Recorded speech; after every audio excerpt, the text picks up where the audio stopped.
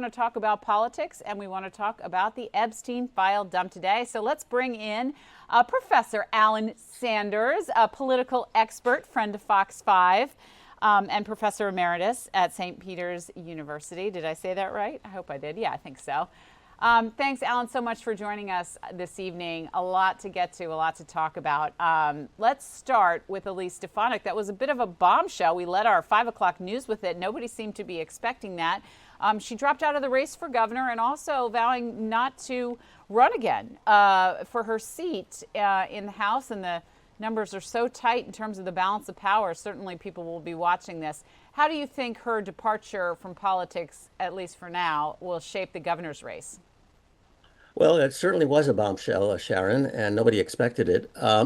Republicans understand that the political headwinds against Republicans are pretty strong, and this may have been part of her calculation. Also, let's understand that running for governor of New York is a major commitment. You need that fire in the belly to really go into that campaign race. And she may simply have felt that, she didn't really feel up to it, and that, as she said, she wanted to focus more on family. Of course, we'll never know what the real motivations are. But it's clear that the political headwinds are strong, and many Republicans, and she may be one of them, are sort of reevaluating whether they should really go into the fight, a fight that they might lose, and even if they win, a fight in the House where they might wind up in the minority. And so certainly that was her calculation for the House, or one presumes it was her calculation for the House. For the governorship, she may just not have had the fire in the belly. And it's always a tough political game to try to run for the governor of New York in, a blue state up against an incumbent like Kathy Hochul, who has so many resources at her disposal. So Elise Stefanik follows Marjorie Taylor Greene right out of politics for now, as I like to couch everything that I say. Is this a sign that there's divisions within the party, or that MAGA's in trouble, or any of the above? And as we speak, I said we were looking at a live picture to see if I see Air Force One. Why don't you pull that up if you can? I don't know, ELC-4 there, Joe. We're going to look at a live picture as we talk about this. The president is headed to North Carolina, as we know, a swing state, and he wants to talk again for the third time in recent weeks about the economy. Is all this, all one thing after another? What does this mean for the Republican Party? Well, the Republicans are nervous. We know that Susie Wiles has said publicly that she believes that President Trump should go out more on the stump to speak about his accomplishments. Of course, one can wonder whether that will actually make much of a difference because affordability is what people are most concerned about. And no matter what the president says about the economy, people are going to look at the bills that they have to pay at the end of the month and the grocery bills that they have to pay every time they go shopping for food and for necessities. So this is a problem for the Trump administration. And Susie Wiles thinks that getting the president out there will make a difference. We'll have to wait and see. But it doesn't look like his speech earlier this week made much of a difference in terms of the president's approval. Yeah, we're just keeping it up on this live picture in case we see the president go up and get on the plane for his departure to give another speech tonight. But really, it does seem like we can argue about this word affordability back and forth, whether or not that's the case. But generally, the cost of living seems to be top of mind for voters going into the midterms. And I know they're not until the fall of 2026. But it just does seem whether it's Elise Stefanik dropping out or Marjorie Taylor Greene or, people still struggling and healthcare premiums at risk of rising. Do you think cost of living will remain central as voters go to the polls in the fall? Oh, yes, it always is. And I think one thing we should pay attention to, which the Republicans are quite conscious of, is that the Democrats have been messaging quite effectively lately on affordability, on the Epstein files, on the attacks on the boats in the Caribbean Sea.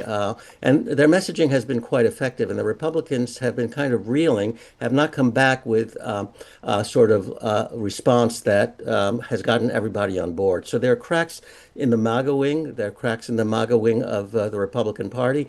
cracks over affordability, cracks over healthcare, and cracks over foreign policy because the MAGA wing tends to be isolationist. And of course, the president's forays in the Caribbean on attacking boats is anything but isolationist. So lots of problems within the Republican Party, and the Democrats are out there sort of carrying the torch and pointing out all the cracks that may be hiding in the various crevices of Republican politics. So I want to change gears a little bit here and talk about Jeffrey Epstein. We got another data dump today, but not all of it.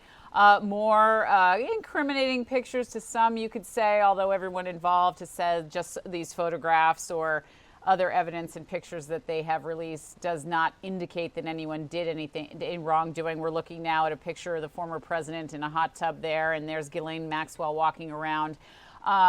What do you make of these Epstein, this drip, drip, drip of files coming under the force of law out of the DOJ and the House committee? What do you say? I mean, how damaging is this to the Trump administration? Excuse me. Yeah, sure. Well, I think the big news coming out of today is not so much the images or the information that's been put out, but the continued slow walking of the release of the documents. And this slow walking has simply energized Democrats again all the more. They're all criticizing the release for the redactions. That is to say, they want to know specifically what is being redacted and the reasons for it. And they're also very much upset about the fact that today is the deadline under the law to release all of the files, and clearly that's not happening. And so the Democrats are saying, are you violating the law? If so, we need to pursue this further with our own investigation and perhaps our own legal actions against the administration. So that really is the news right now, the fact that the administration has not released all the files, and the law says that they should release all the files. So what does this do? It assures that the Epstein controversies and the scandals and all the associated politicking around it will continue well into the new year and will provide yet another issue that will affect and be used by the Democrats and the response by the Republicans to affect the outcome of the elections next November. And Alan, as you've been talking, we've been showing some photographs that appear to be inside his Upper East Side townhouse and some other stuff. I mean, most of anything that would be considered damning has been redacted and blurred and such. But, you know, and we've seen a lot of famous people in these pictures, but not all of them. All of them have, you know, said, just because I was there, this guy knew a lot of people doesn't mean they were also involved in the sex trafficking that he was convicted of. Sure, pictures in and of themselves are not necessarily incriminating, but they can be embarrassing. And one of the underlying themes of Epstein is certainly overwhelmingly the scandal and the horrors of the sexual abuse. That's the first thing, and it truly is horrendous. But underneath that is a public perception that the rich and the powerful kind of have a club of their own in which they meet and they party. And there's a lot of resentment about the rich and powerful. And to see them sort of partying and being together and enjoying themselves, I think a lot of people find that kind of imagery disturbing. That is to say, a reinforcement of whatever beliefs they have about the rich and powerful. So the embarrassment factor, which is the underlying element here, is something that feeds into the public anger, really, about how the rich and powerful have a life of their own, while they themselves, ordinary people, have to struggle every day with maintaining a decent standard of living, with inflation and affordability being a big issue for everyone. And the Democrats paid the price for it in 2024, and Republicans are poised to possibly pay the price for it in 2026, depending on how things go over the course of the next few months. Absolutely. And all of this, you know, the Epstein Files, affordability, president's foreign policy in the Caribbean, all of this is going to play into the elections of 2026.